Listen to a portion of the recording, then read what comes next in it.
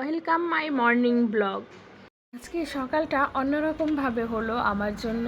তো কি হলো এবং কেন এই কথা বললাম সবই থাকছে আজকে।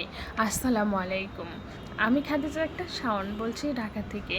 আশা করি যে যেখানে আছেন আলহামদুলিল্লাহ সবাই ভালো আছেন এবং সুস্থ আছেন। আলহামদুলিল্লাহ আপনাদের সবার দয়ায় আমরাও ভালো আছি এবং সুস্থ আছি।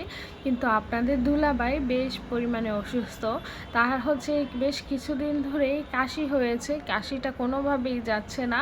2 ধরনের মেডিসিন চেঞ্জ করলো, তো আজকে আবার অন্য রকমের একটা মেডিসিন নিয়ে আসলো। তো খাচ্ছে।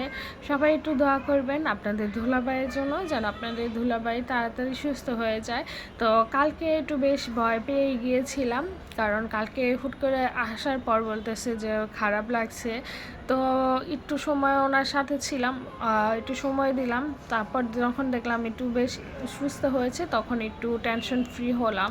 তো যাই হোক, এইদিকে হচ্ছে বড় রানীর টিফিন রেডি করছিলাম। তো টিফিনটা কিন্তু আমি রাতের বেলায় ঠিকঠাক করে রাখি, কারণ সকালবেলা তো আর এত সময় হয় না যে টিফিনটা রেডি করে দিব। যেহেতু আমার সকাল 7টা 10-এর ভিতরে আমার বাসা থেকে বের হতে হয়, তো আমি ঘুমাতে যেহেতু ফজরের আজানের পর ঘুমাই, আর এত সকালে উঠে আমার পক্ষে পসিবল হয় না করাটা।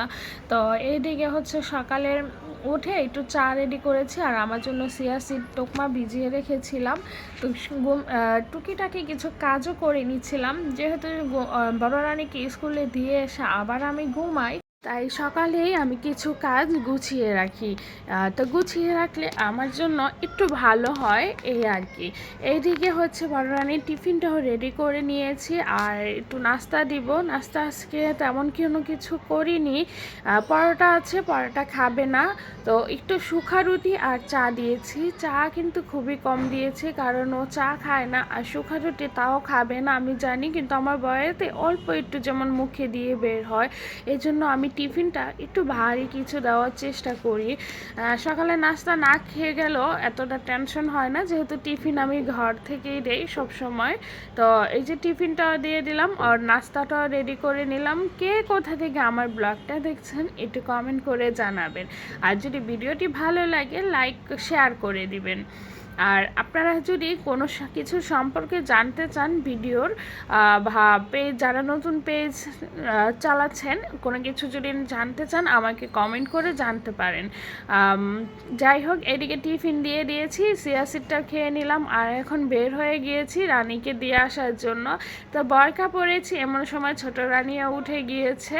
তো কি হয়েছে আজকে, ওরকে যখন আমি যেইখান থেকে স্কুলের জন্য রিক্সা নেই ওইখানে 2টা ম্যাম থাকে, তো আজকে এক ম্যাম বড় রানীকে নিয়ে গেছে, যার জন্য এই প্রথম আমার সাথে হলো, কিন্তু খুবই টেনশন লাগে। যাই হোক, এটা হচ্ছে দুপুরে রান্নাবান্না করছি বড় রানী স্কুলে, আর আমার হাতে কিন্তু সেই লেভেলের ব্যথা, হাতে জানি না কি হয়েছে।